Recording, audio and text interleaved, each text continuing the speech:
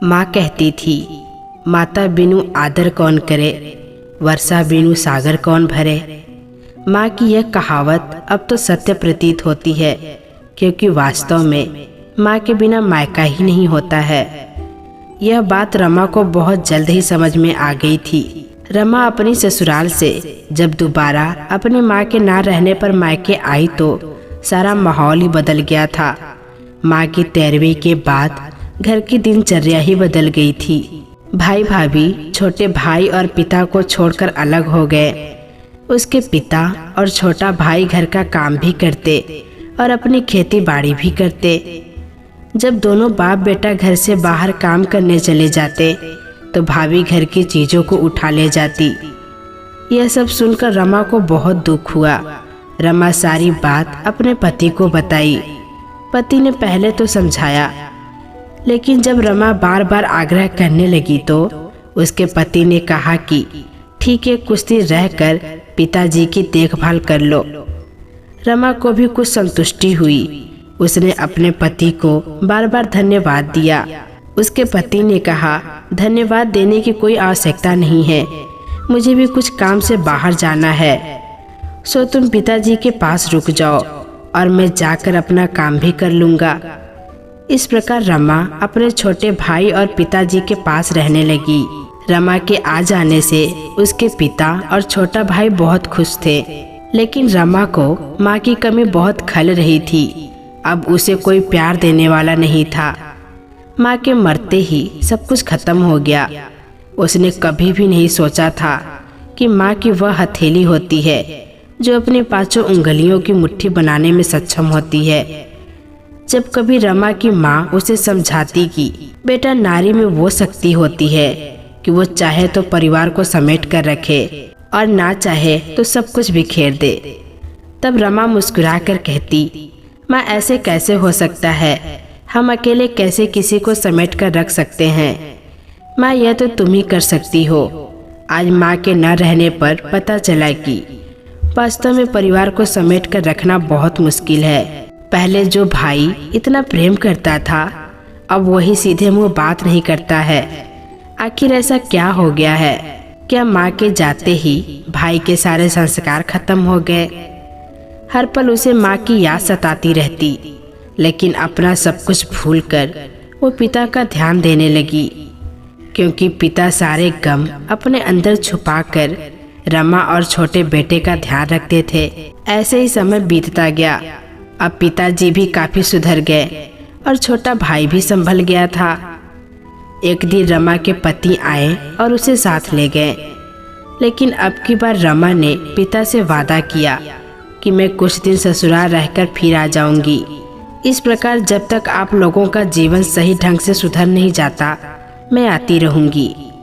धीरे धीरे छोटा भाई बड़ा होने लगा और साथ ही बड़े ही मेहनत से पढ़ाई करने लगा। एक समय ऐसा आया जब उसे मेडिकल कॉलेज में एडमिशन मिल गया। आज वो बहुत खुश था। रमा और उसके पिता की खुशी का तो ठिकाना ही नहीं था। रमा ने छोटे भाई को समझाया और कहा कि तुम अपने परिश्रम से बहुत आगे जाओगे, लेकिन कभी भूलकर भी पिताजी का दिल मत दुखाना। ईश्वर तुम्हारा साथ देंगे। छोटा भाई मेडिकल कॉलेज में पढ़ाई करने के लिए चला गया।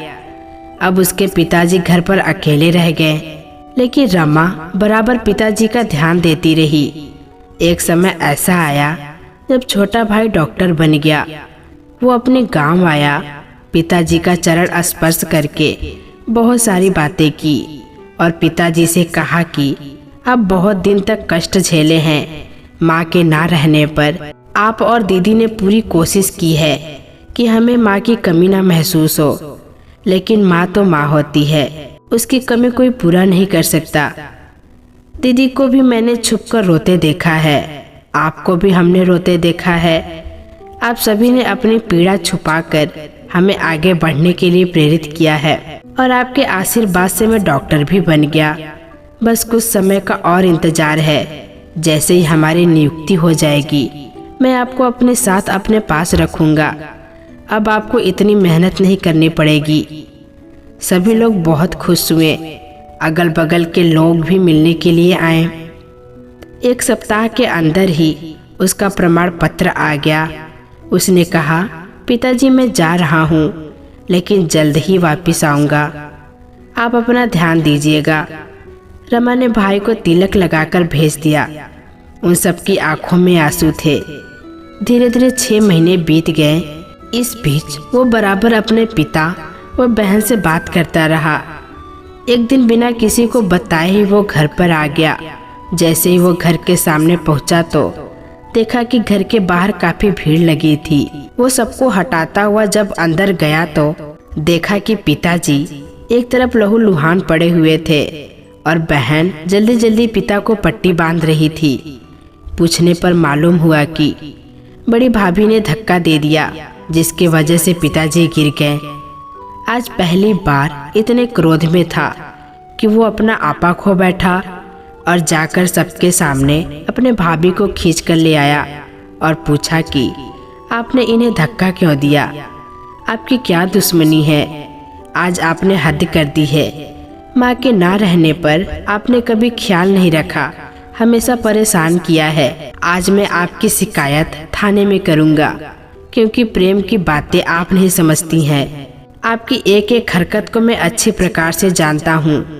आपके कारण ही मैंने बिना किसी को बताए एक छोटा सा कैमरा लगा दिया था, ताकि मैं यह जान सकूं कि मेरे ना रहने पर आप पिताजी और दीदी के साथ क्या क्या करती हैं। इतना कहकर उसने कैमरा निकाल लिया और उनके कृत्य को उस कैमरे में देखने लगा। उसे एहसास ही नहीं था कि उसकी भाभी इतना नीचे गिर सकती है। वो चुपचाप कैमरा बंद कर दिया और अपनी माँ के सारे गहने ले आया। उन सारे गहने में एक मंगलसूत्र ही ऐसा था जो सोने का था, बाकी सब आर्टिफिशियल थे। मंगलसूत्र को वो पिताजी को दे दिया और बाकी अपनी भाभी को दिखाते हुए बोला, आपने इसी गहने के लिए माँ की 13वीं में कहासुनी की थी और पिताजी की बेइज्जती भी की थी। उस समय दीदी ने हस्तक्षेप किया। तब आज तक आप लोगों ने हमेशा पिताजी और दीदी को परेशान किया है। मैं सारी बात जानते हुए भी चुपचाप रहा, क्योंकि हमने सोचा था आप सुधर जाएंगी, लेकिन ऐसा नहीं हुआ। इन गहनों को पिताजी इसलिए सहेज कर रखे थे क्योंकि ये माँ की आखिरी निशानी थी। माँ ने तो अपना सब कुछ बेचकर भाई की पढ़ाई में लगा दिए थे। सब सत्य जानकर शायद आपके लिए अब इनका कोई मूल्य नहीं होगा, लेकिन हमारे लिए ये माँ के गहने अमूल्य हैं। आज जो गलती आपने की अब वो दोबारा नहीं होनी चाहिए, लेकिन फिर भी मैं आपको बता देता हूँ कि पिताजी की सुरक्षा के लिए आपके खिलाफ कंप्लेन कर दी है। अब आप जा सकती हैं। उसकी बात सुनकर वहाँ उपस्थित सभी लोग उसकी खूब प्रशंसा किए और उसकी भाभी के कृत्यों की बुराई कर रहे थे। कुछ दिन रहकर जाते समय वो अपने पिताजी और दीदी को लेकर अपनी नौकरी पर वापस चला गया। जिस जगह पर वो रह रहा था वहाँ पहुँचे और बाकायदा पिताजी और बहन को गृह प्रवेश करवाया। उनकी सुविधा के लिए नौकर भी रख दिया था।